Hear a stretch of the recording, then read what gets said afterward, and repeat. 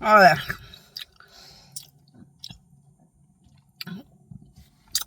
I parked here because there's really good people. Like, hold on. Sorry, I just burped because I was eating. Look at the view. I wanted to sit here and eat and enjoy the view. Look at the view. But there's some pretty good people. Watch. There's good people back in there. Back in that area. There's really, really good moral people.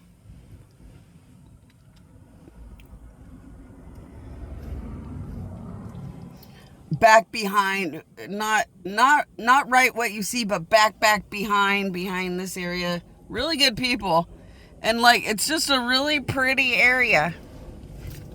The scenery is real pretty. It's a great place to eat breakfast. So after I got all freshened up and got my clothes on and stuff, I got my breakfast. So I went and got more antibacterial wipes.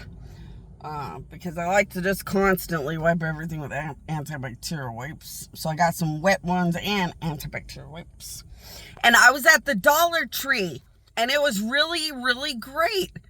I was at the Dollar Tree, and there was a lady, and she was fighting with a man that was with her.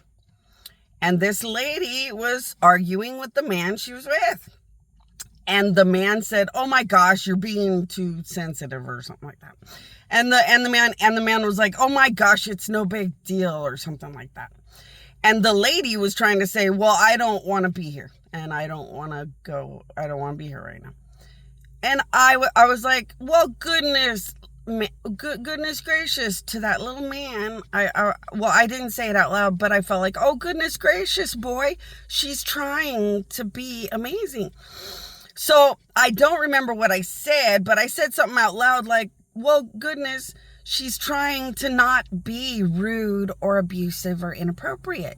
She wants good things from God. She doesn't want the wrath of God.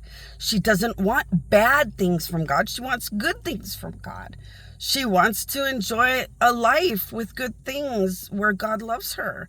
So she just wants to leave the entire store because she's got a problem being rude or abusive, and she's afraid that she might be rude or abusive in my direction and lose all the amazing blessings and benefits that she could be getting from God." And I thought, well, little boy, you should be so proud. You should be so proud. You should be so proud.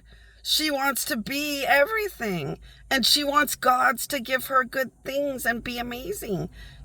Don't be upset with her that she, wants to just run out of the store, because it's better to just run out of the store than say something rude and lose everything in 1 second. She's doing everything right. So I was trying to say, she's trying real hard to be a good girl. She wants God to love her. She's trying to do it right.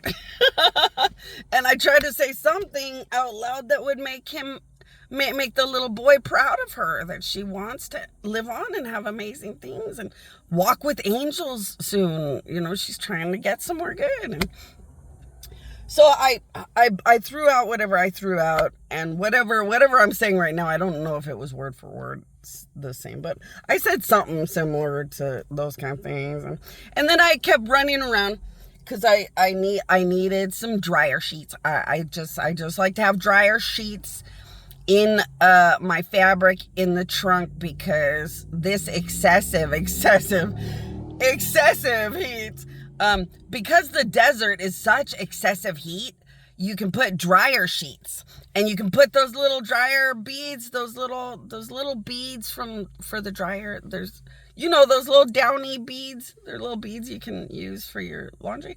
If you put the softener sheets and those little beads in your fabric in the trunk, the excessive heat is like absolute, beautiful, perfect luxury dry cleaning. The excessive heat mixed with the softener and those little beads makes your fabrics really nice. And like I said, I don't know if it's because I'm old and have an old mentality, or whether I'm just an old god that has to feel freshened up and refreshed. I can't do the camping thing if it doesn't really match what you do at home getting ready for work. I have to be ready for it. I have to know my clothes are like clean enough that it's perfect and good enough. And I have to know that I have enough like body spray around me and I'm basically clean all the way through. And I will use my powers and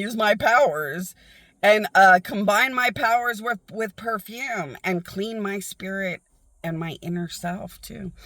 And that's a good thing to tell you guys. You guys can think or say, my queen, my queen, my queen. And you can ask gods if you're worthy. And if you guys are worthy, you can get your spirit and soul dry cleaned with beautiful perfume smells and stuff. And it makes your actual human perfume so much more amazing and beautiful and fun. And it makes your human perfume last longer and become more amazing. And I do that all the time. Also, I use my powers to mix with the Lysol or the car. So I have the car spray that just smells pretty. So I spray the seats with the Lysol, and then I mix it with my powers to make the seats so abnormally refreshed and freshened. And then I have this one. That's the one that people just like because they like the way it smells. So then I put this kind of spray whenever I think of it. I put the Lysol whenever I think of it, and I put this spray whenever I think of it. Because I spray throughout the day or whatever. And every now and then, I just want some clean air. So I spray the Lysol just in the air. And I use my powers with the Lysol to just freshen up the air. Because you can't roll the window down. It'll let all the hot air in. And my air conditioning really struggles when it gets too hot. The air conditioning struggles to keep it cold enough in here. Or cool enough in here. So I spray that other spray on the seats that's just made to smell pretty. And I mix that with my powers. And when I mix the spray that smells pretty with my powers, it really keeps the chairs and the car smelling very nice for an abnormally long amount of time. So if you guys are good enough, good little boys and good little girls, or if you want to learn from the gods what kind of offering to put at the statue of Jesus or God or I or whatever to earn and deserve those kind of privileges, it's very nice to have the power of God refreshen everything and kind of dry clean and freshen up everything. It's very similar to the dryer sheets and the downy beads in the fabric out in the trunk during excessive heat to just refresh the few clothes I could grab when I had to leave the trailer. I only have a few items. I'm literally living on a few items, but I decided this is kind of fun. I can work, see if I can catch up on the cut. Now I can work and see if I can catch up on what is now just a few couple bills, which is a lot easier. The trailer, I lived in a trailer where the floor was falling apart. I lived in a trailer where the steps right outside the front door, I didn't know if I would ever live or break my neck. They were so broken. I lived in a trailer that was really probably not ever legally appropriate to be lived in. And like I said, I don't know a real American that would pay more than $100 to stay there, but they'd have to be that desperate. And I had to pay like $700 or $6 something for the whole thing. So it does take a lot of that off my stress. And that's helpful because, trust me, the car is more expensive. And the insurance, the insurance is almost as much as the trailer. It's horrible. But now I just have the car and the insurance. So I'm going to try to work, just take naps or sleeps. Work, naps or sleeps. But you have to freshen up and redo your clothes and stuff. So that's, you don't have options about that. But I'm going to try to earn enough money to maybe get one of these like spoiled little tiny options. Because I don't really want to clean a whole house anyway. I'm a god. I'm not a human. I don't really see why you want 5 billion rooms for no reason. I never understood why famous people would spend so much money to have like 10 bedrooms they don't even use. I'm not a human. I don't understand those things. But I was thinking that I would try to get maybe a little piece of land with a little makeshift something on it. Like I could get a little piece of land with a little pod. A little piece of land with a pod and just go to the bathroom in one of those temporary toilet things and try to figure out if I wanted to convert like a trailer or something to a little piece of land. So I'm going to try to dream and go for that because, you know, you can't sit and not dream. I'd like to bring up the fact that I'm a dead god and countries are making sure I can't even get $1. I suggest as the human race, you don't sit and gawk about it or even talk about it. Because reap what you sow is very scary. Do you want to be like me? Do you want to be dead knowing that countries are making sure you can't even have $1? Because it's scary. It's very beyond oppressive and it's very scary. And do you want to live in those kind of things? Remember that reap what you sow is all that gods do.